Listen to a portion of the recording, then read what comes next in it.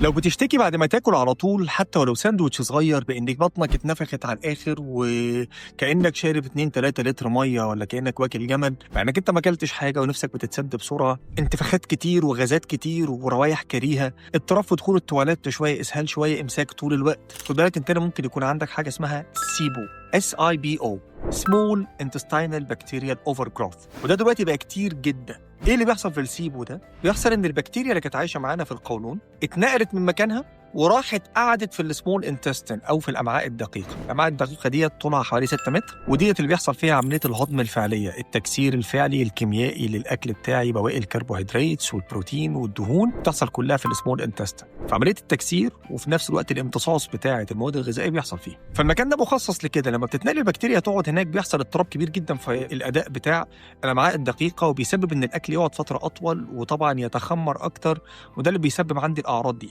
طيب ايه اللي خلى السيبو يحصل؟ استنوا معانا الحلقه الجايه عشان نتكلم في تفاصيل جه منين السيبو، وفي نفس الوقت ايه اللي ممكن نعمله ان شاء الله عشان نخلي الاعراض دي عندنا تروح. وافتكر دايما ان صحتك اهم.